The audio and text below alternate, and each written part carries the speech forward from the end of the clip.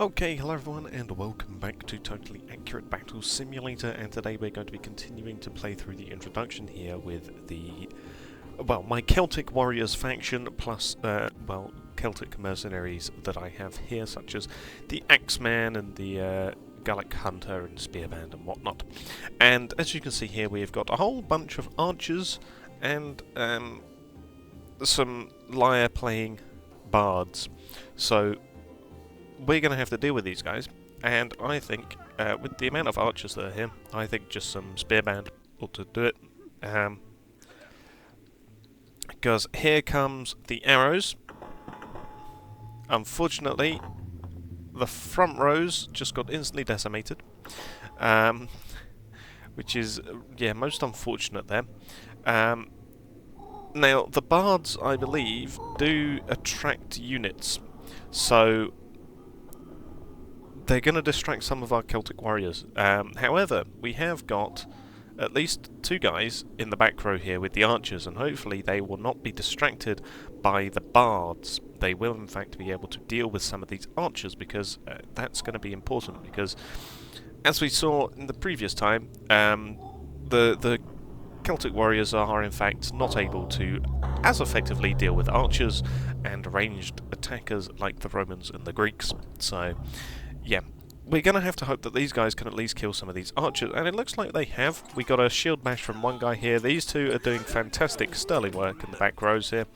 The archers are in fact incredibly focused on them, which has allowed the rest of our Gallic warriors to deal with these archers, deal with the bards, and yeah, they completely cleared up the archers. So while the opening volley definitely cut down some of our warriors, these two guys at the back here were doing excellent work, and they managed to deal with the archers and distract them well enough. Now, swords and catapults.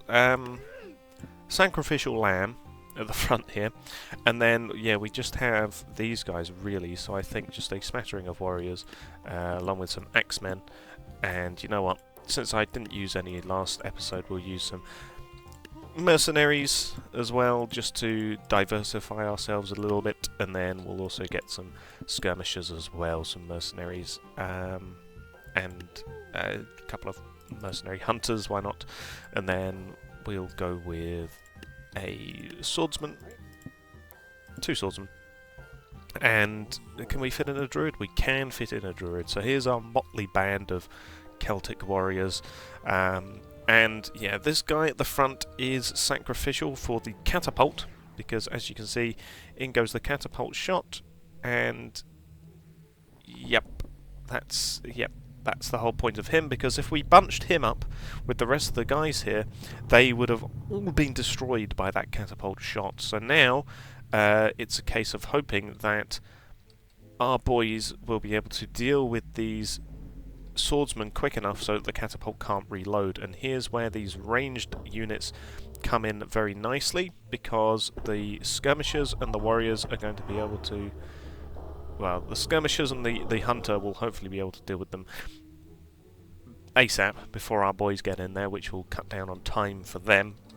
And that is what happened. Most of them are in fact dead. There's just one guy left here, and he's getting absolutely swarmed, and yep, that got him. Unfortunately, some of our warriors, I think, here have been just absolutely destroyed by a close-range shot from the catapult there, because they charged in and they are now currently obscured by smoke. So yeah, I think that is a couple of spearmen. A spearman and an axeman, I think, Germanic axeman, were killed there. But the rest of our casualties are relatively light. We do have a man here who's not in fact dead. The swordsman was not dead either. So the only casualties we did suffer was our sacrificial warrior at the front, and then these two guys here with a final shot from this catapult that finished them off. But otherwise, we got off comparatively lightly, which is very good. Now, the king of Five Nights at Freddy's, I think. We're going to need some oath sworn, I think, to deal with this guy. Let's go with this slot here, then we'll go with a line of noblemen, and then we'll just get some X-Men and some warriors and some spear throwers. And I think that should be good enough to deal with them. Hopefully. He does have the same issue for us as the Scythers do last time, in that he has got an incredibly large sword with an incredibly big swing. And as you saw there, he just cut down a whole bunch of our warriors as they charged into him. Now the other issue here is that he has got healers back there, and that's going to cause somewhat of an issue for us. And there you go, there goes his massive swing there. Cuts down a warrior, cuts down an Axeman. Oh, one of our Axemen just absolutely decimated that squire though. We have a warrior actually going for the healers at the back. That's going to be very useful for us against the king. In go the first of the nobles. Unfortunately, the nobles do not have the highest of health in order to survive attacks from the king here. So we're really hoping that the king will hit their shields more than anything. There goes another squire. Nice enough. In goes the chieftain. In goes some Oathsworn. I'm a bit concerned about where this guy is going to swing his massive greatsword though, as all of our guys charge at the king. Oh, friendly fire. Friendly fire. That's another friendly fire. Yep, that's 3 friendly fires. Unfortunate. That was 2 dead Oathsworn. Sorry, no, that's a dead Oathsworn, a dead warrior, and a dead Germanic Axeman, which is not great. However, most of the healers are dead, I think. There goes another Axeman to a swipe from the king.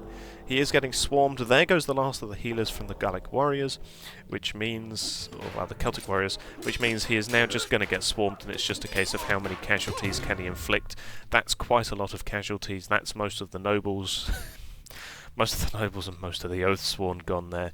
And I think he also killed our chieftain. Yep, he did. He killed the chieftain right at the end there, which is not good. But he did die, thankfully, and we do still have some guys left in this melee. Not many of them. Most of them have died to his great sword, which is not good. If we had just gone with a ranged ensemble, we probably would have been able to kill him. But now we're on to the Greeks and the Romans, and we have got here a basic formation.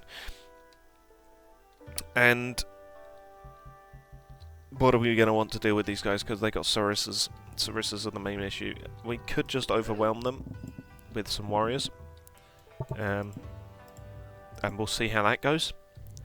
Strength in numbers, I guess. That's like the Celtic way. I could go with some Axemen if this doesn't work. The issue here is that I don't think having nobles or Oathsworn would really help us here, because the Sarissas are just too long, too pointy. As you can see there, they instantly destroyed that Gallic, that Celtic warrior who charged at them, and even with the higher healths of the noblemen and the Oathsworn, they're not going to survive a poke from a Sarissa. And yeah, we've lost a warrior here. These guys are now tangling with the shieldmen. We have lost another one there. This guy's in the back, but I'm not sure if he's really gonna survive much longer. He might be able to kill some of them though. We have got another warrior here, but yeah, he's instantly been poked. They got past his shield defense, and this guy is, I'm not feeling his chances. They have killed a couple of the Romans. They have killed most of the shieldmen. Over here though, on this flank, they're not doing as well yet. There goes another warrior. We have got 3 warriors versus 3 of the Sarissas and 2 of the shield bearers, which is not good. They missed their attack there. Over here they have managed to kill all of the shield bearers, so they are doing a bit better on this flank, but I'm not sure about their chances here. One of them's charged over. The Sarissas are just too long for them. And over here we have got, 1 warrior versus all 4 Sarissas. Sorry, 2 warriors. No, he's just died. No, he's dead. one warrior against the Sarissas. There goes 1, at least, I suppose. So he has managed to kill 1 of them. Over here, we've got 2 warriors over here who have overwhelmed the Sarissa, and this guy has also managed to get past the point, which means we have got 4 warriors here. Lovely leap. The question is, are they going to be able to survive? Oh, maybe they don't need to. He's winning his 1v3. And he managed it. He got in. He got in closer to the Greek Sarissas, and he actually managed to do it. I did not rate his chances. I honestly wasn't sure that was going to work. We did suffer a lot of casualties there, but 5 warriors left. Not too bad, I suppose, considering we started a force of 16. We lost 11 soldiers. Hoplites. Hoplites are not the same as Sarissa, so he might just be able to get away with noblemen.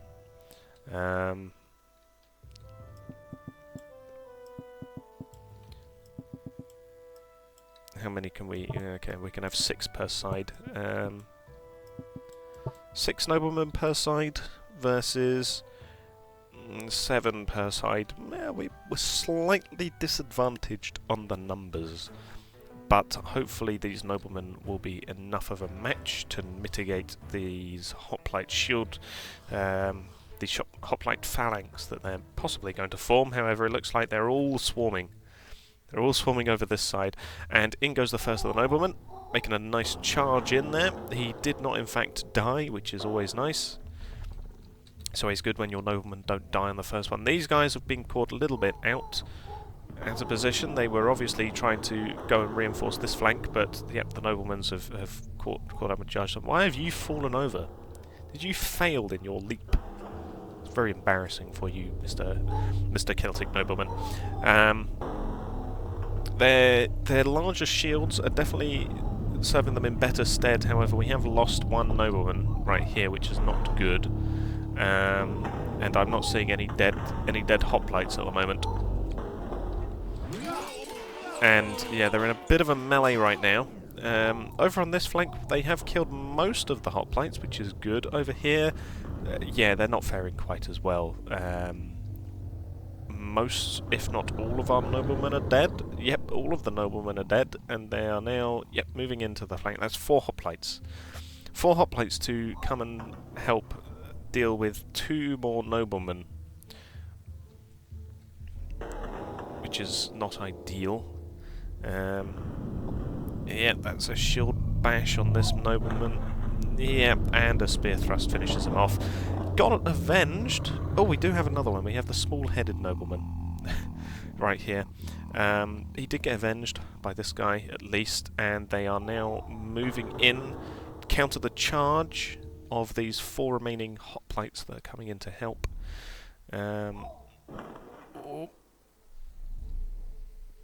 They're collapsing on this guy, and I think that's 1 dead nobleman.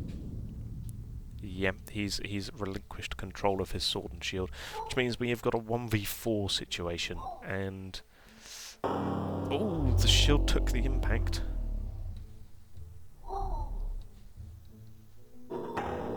That's a nice shield, that's a nice stab, but unfortunately there was another hoplite shield in the way behind it, and there is a spear got past his defense here as he punches out with the shield. He's being swarmed though.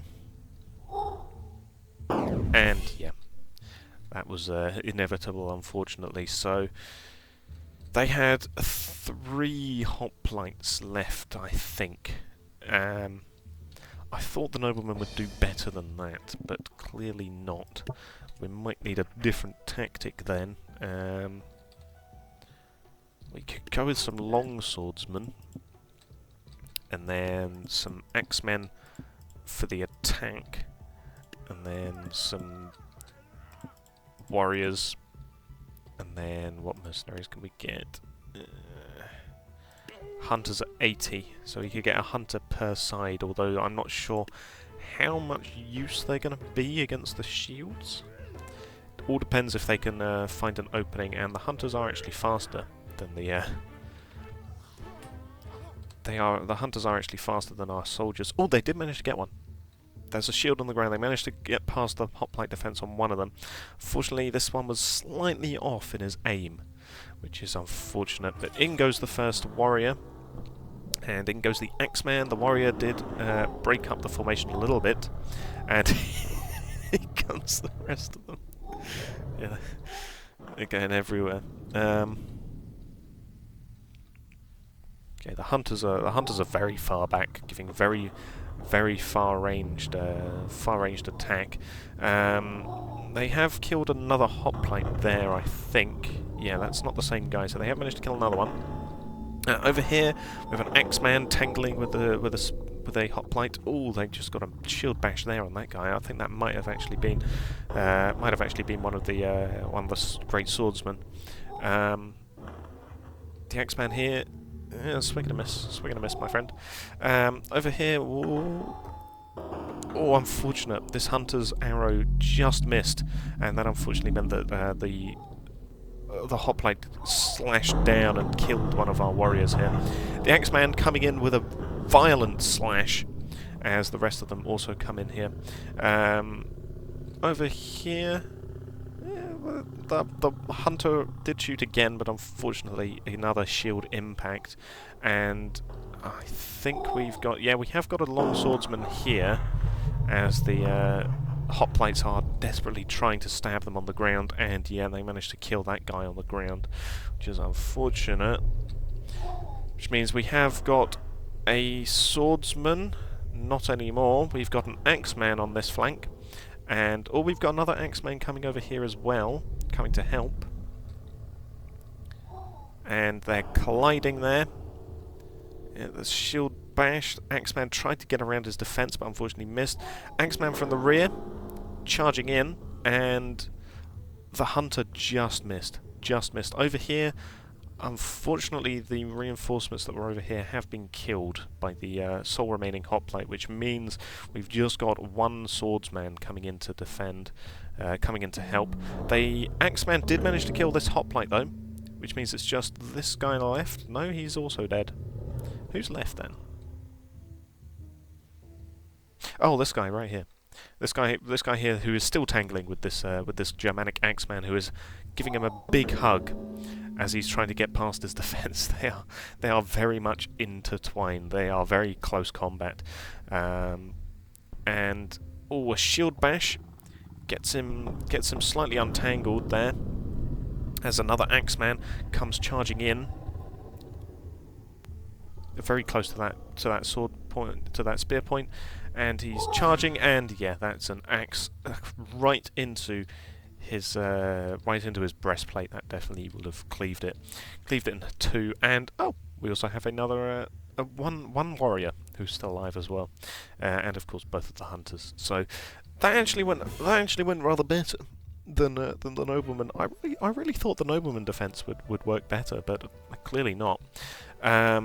Okay, here we've got, I think 2 sacrifices are going to be needed, and then the ballistas will take out some of these shield guys. It's just a case of, can we get the ballistas before they shoot again, because they are going to shoot into a scrum, essentially. And I think we want bodies for this one, so we're just going to want... were those going to be far back? Yeah, they'll be further enough back. Yeah, we're going to want bodies. If we spread them out, they're still going to essentially bundle up. It's all eventually going to turn into a scrum, so it doesn't particularly matter. We really want low-cost units, because we want to ensure that the greatest number of soldiers are still alive at the end of this. We're 10 gold off being able to get there. We could get a Craven Archer, but yeah, they're nowhere near Gallia or Britannia, or any Celtic lands, really, other than maybe Thracia. But sacrificial lambs are going in.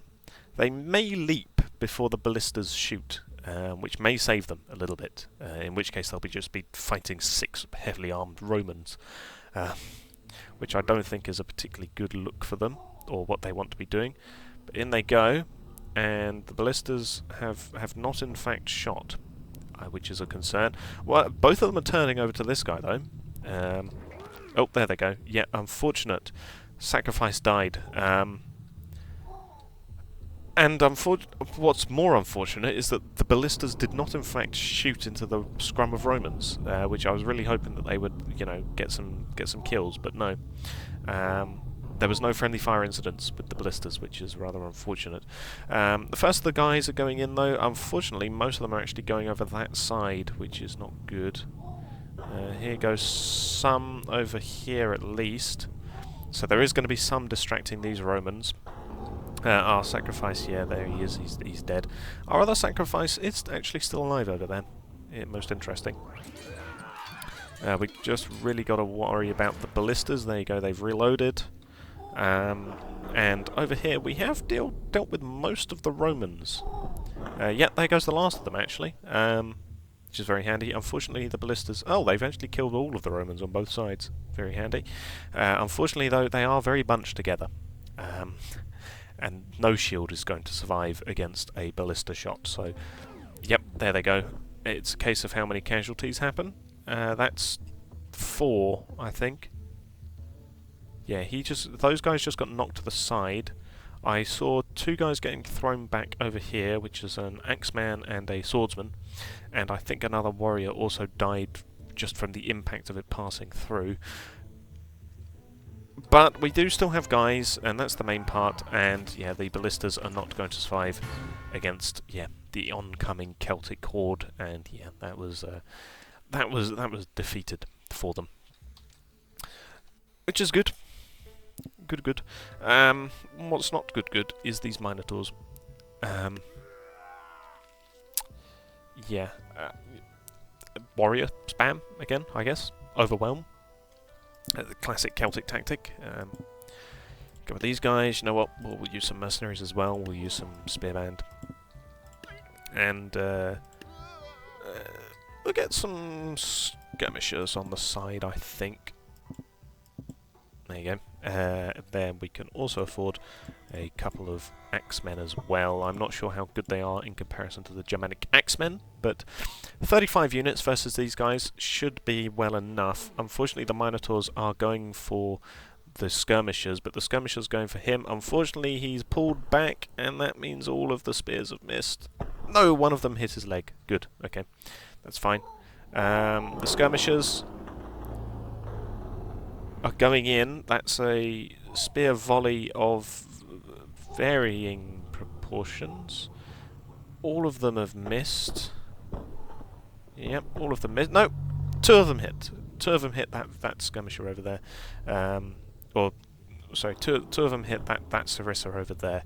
Now the Greeks are spread out, which means that our skirmishers should be, or rather our warriors should be able to get into them. Unfortunately, yeah, this guy is rather out of position, and yeah, he got poked by the he got poked by the guy, by the Sarissa, and now the Minotaurs are getting involved with our warriors and spearband. Our spearband are not the highest of health things. The same with the mercenaries. Oh, he survived a punch from the Minotaur there, though. And these warriors are dealing with the they are dealing with the Sarissas, which is good because it means that these guys will not be on our flanks poking at us while we are involved trying to deal with these Minotaurs, which neither of them are dead yet. In go the skirmishers now. Got to worry about friendly fire though. In goes one spear, in goes another spear. That one missed as well. Okay, good. So it looks like all of the skirmishers missed friendly fire, which is good. In come the first of the skirmishers. That's a nice shot to the neck.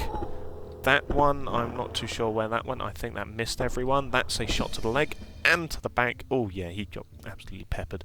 And yeah, there was another spear there. I think. Oh no, that's in the shield.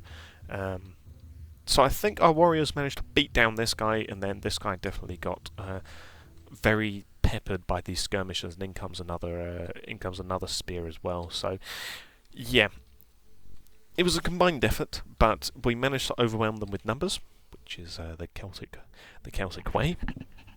And we are now on to the last portion of this, which is going to be the hardest one, I think, which is dealing with the Vikings. And this is a lot of ice arrows and a whole lot of warriors. I say a whole lot of warriors. There's only 6 warriors, but the issue is ice archers So I think we get some noblemen in the back line, because they can deflect arrows rather better than our warriors, and then we just get a whole bunch of warriors on various flanks who can distract them. So we got 1, 2, 3, 4, 5, 6, 7, 1, 2, 3, 4, 5, 6, 5, 6 on the flanks here. They're all probably going to bundle up together, but we'll get some mercenary X-Men as well. And there's another 2 X-Men, and we do have 150 remaining points, which means we could get... We're unfortunately unable to get a swordsman. Can't get spear throwers. We do not have enough for 2 Gallic archers, so we may just get a druid in the back. A druid in the back to beef up our... our noblemen here. And in go the warriors. The warriors have charged.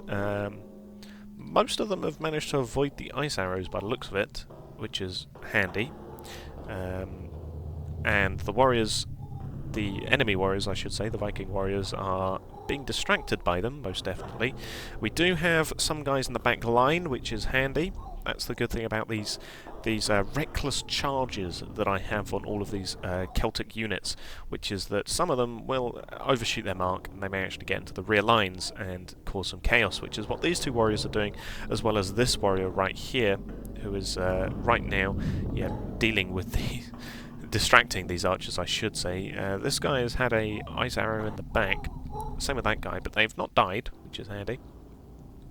The noblemen have gone in on that flank, and over here they've killed all of the units. They've killed all of the warriors over here as well, which means they have charged into the rear lines. Overwhelming force of numbers is the aim of the Celtic game here. These 2 warriors are still dealing with these 2 ice archers, but you know, they've done well on this flank by themselves. I'm not sure they particularly need much help here, and just a couple of ice archers left, and yeah, there they go. So we lost a nobleman? Question mark? Or is he's just fallen over? Yeah, he's still holding his sword. He's just fallen over it. I think he's stuck actually underneath this soldier, this warrior. So we lost an axeman there. I can tell from the shield. We lost another axeman there. We lost some warriors, but overall we didn't actually lose all too much, which is very handy. Oh dear. Jarl. A Jarl is an issue. Sacrificial lamb, perhaps? 2, just to make sure. Because the Jarl will bring up ice from... he'll bring up ice pillars, which is the main issue.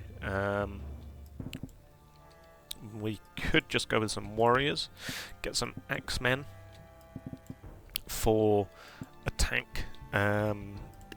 We could do with a chieftain at the back, I suppose, perhaps some Oathsworn.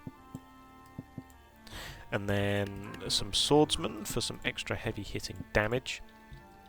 And then ranged units aren't particularly going to be of much use, I don't think, because of the shields. So we could just go with some mercenary Gallic axemen, some extra mercenaries.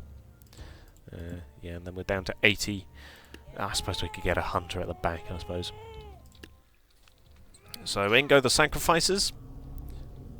The Jarl, just like the king, they are attacking the... Okay. Much like the king and the scythers, the Jarl has got a massive weapon that swings for a lot of damage, and unfortunately the sacrifices did not work. The sacrifices did not in fact work. They both died. They caused very little damage, and they did not trigger the Jarl's ability, which is the issue here. In go the rest of the guys. In they charge, and there you go. He's now going to start his ability, I think. Yes, there it goes. Okay, it's a case of, does anyone get killed by this? I think we lost a couple of warriors there, but mostly... Oh, well, this axeman's just gone flying, actually. He's probably not going to survive the fall. Yep, he did not in fact survive the fall. Okay, so they're now trapped in a bit of an ice arena. However, the rest of our forces are over here, and none of our main heavy hitters actually got involved here either. Oh, the Gallic Hunter did actually manage to bypass the Jarl and the shield and managed to kill that guy, which is very handy. There is, well, one of the noblemen or Oathsworn have managed to actually get involved here. They have actually managed to get through. The ice arena is gone. Unfortunately, so is our big warrior there, our swordsman. The rest of the Oathsworn and they're still alive, and the chieftain is still in here as well. If the chieftain can become enraged, that would be handy. There he goes, he's now enraged, which means I think he's invulnerable. The Jarl has the same ability though, which is the issue, and well, I thought he was going to swing there. The Oathsworn did manage to kill off one of the warriors there. Can he get another one? Unfortunately, he got kind of caught up in his own shield, as, yeah, unfortunately one of the Vikings manages to finish off that Gallic, that mercenary Celtic axeman. Over here, everyone's swarming around. We have lost most of our regular boys, unfortunately, which means, yeah, there goes another Oathsworn, which means, oh, that was a nice neck shot. That was a nice neck shot there from the Gallic archer. Or Gallic hunter. The axeman is pushing back against the Jarl. There is also a mercenary axeman as well.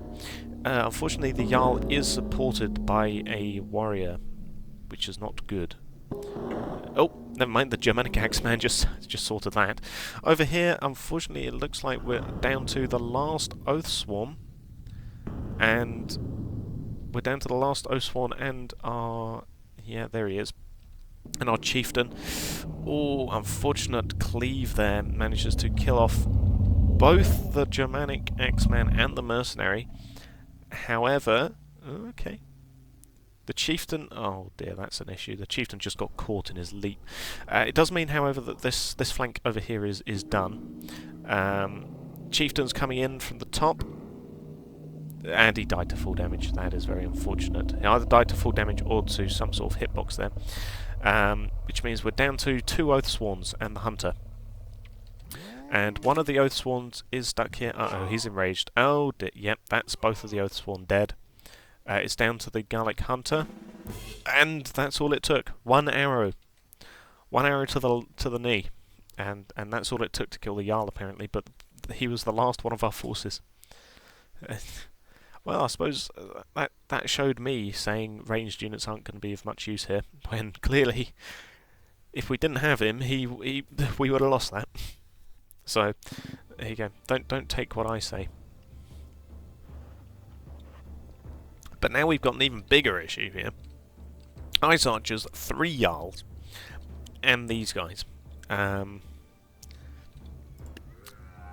going to try something, which is unit spam, and then we do have 200, which means I'm going to go for 2 skirmishers, perhaps?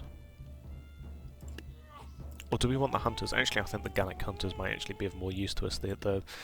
But anyway, we're gonna go here for essentially spam.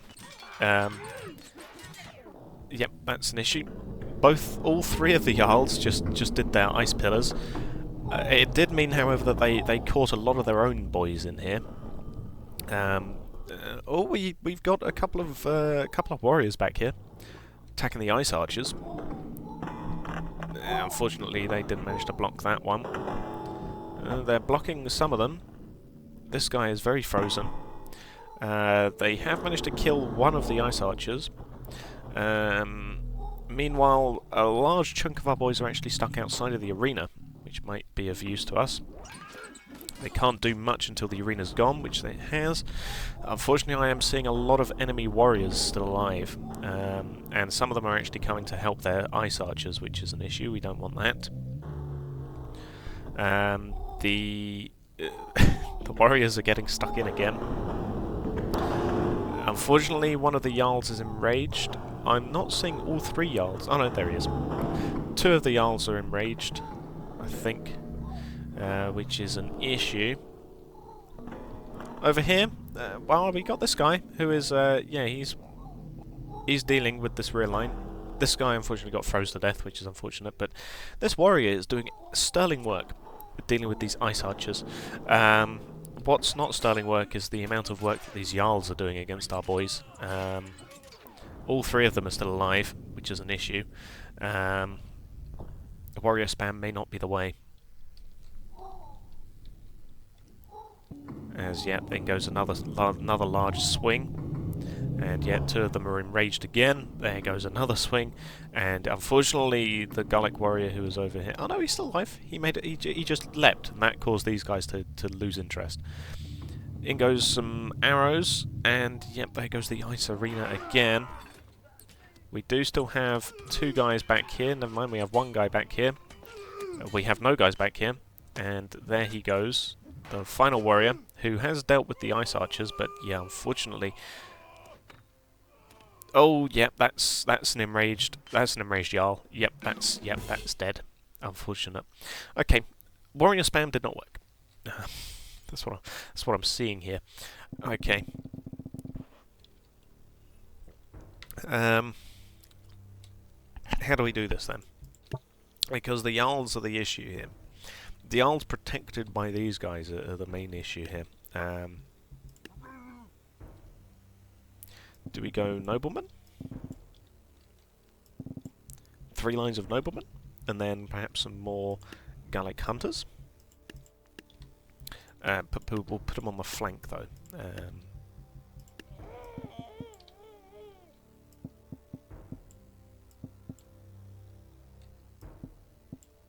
you go.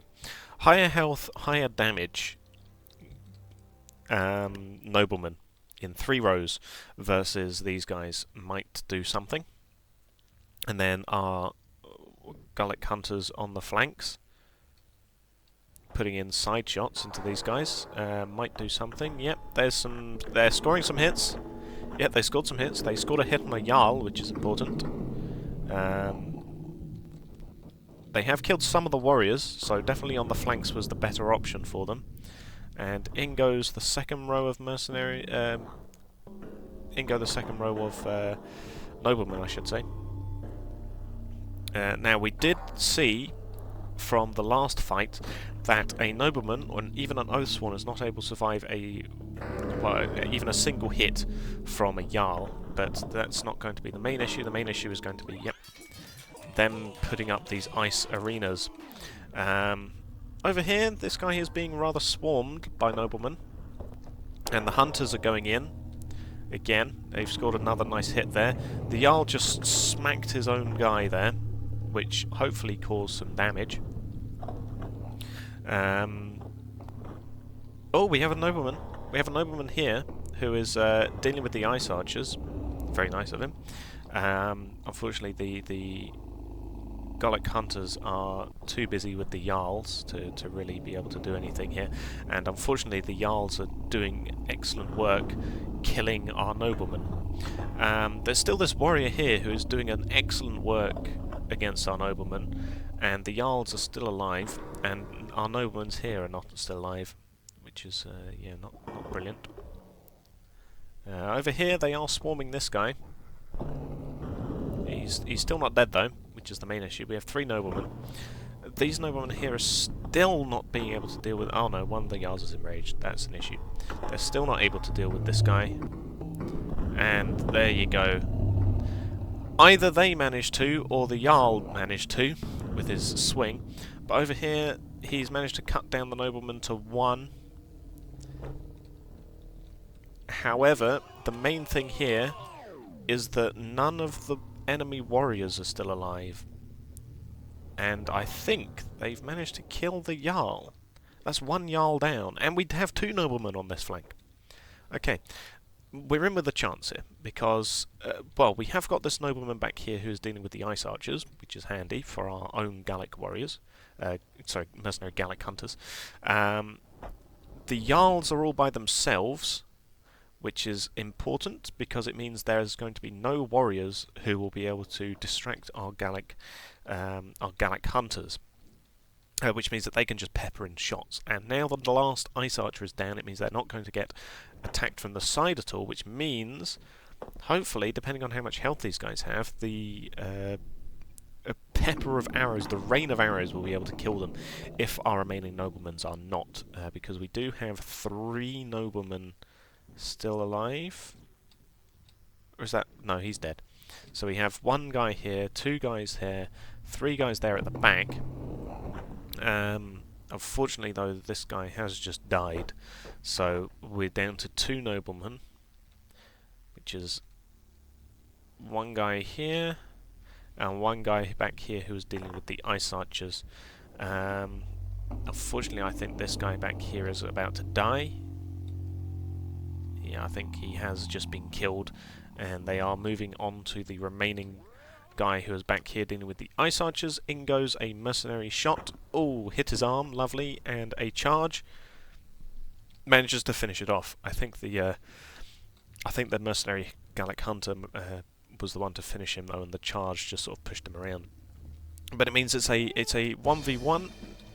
It would be if I didn't have mercenaries on my side, and yeah. That managed to kill off the Jarls. That was very close, but the noblemen, I think, managed to survive long enough to distract them and to kill off the remaining enemy warriors in order to allow our archers to just pepper the Jarls. Which, yeah, was very important. And longships, well... longships, I think, can be dealt with in a very simple way, which is some sacrifices, because the thing about these longships is that when they throw, when an enemy unit gets close, they throw it, and it just causes impact damage. So I think we can just finish this off the good old-fashioned Celtic way, which is some warriors, a whole load of enemy warriors to deal with them. 60 guys to deal with these longships. So in goes our guys, in they go, and you'll see here what happens with the longships. There you go, they throw them, and that will hopefully cause some casualties on their side. Because the longships will land with a crash. There you go, crushing everything in their way, and that includes, I believe, enemy units. So that will hopefully be a whole load of casualties free for us, and it also means that our guys here don't actually get injured by it, because if this scrum got involved here, that would have been a whole load of dead warriors on our side. However, as it is, because we sacrificed 3 guys, just to make sure, because we sacrificed 3 Celtic warriors to the gods, it meant that a whole load of their guys actually got killed by their longships. The longships are going to be a bit of an issue in terms of manoeuvring around. However, they will begin to sink through the floor in order to free up the battlefield. So, as it is, for now, the waves of warriors just constantly throwing themselves. There you go. The longships are starting to disappear now. Yeah, our own warriors are starting to swarm over the sides of the ships. Not having all of these enemy warriors to deal with really has helped us. The guys with the oars do deal a bit of damage, as you can see there. They just smacked a guy on the head there and caved his head in. So yeah, they do actually hit pretty hard, but they really are no match, I think, for our Celtic warriors, as we just absolutely swarm them to victory. And there go the longships, and yeah, look how many of our guys are still alive. If we didn't sacrifice those 3 guys to the longships, and the longships didn't do most of the heavy lifting for us in killing all of these guys with the shields, this would definitely have gone a different way. However, as it is, that's the last battle, and well, we've proven that it is possible to beat the introduction campaign with just brave Celtic warriors. So yeah, I will thank you all for watching, and goodbye.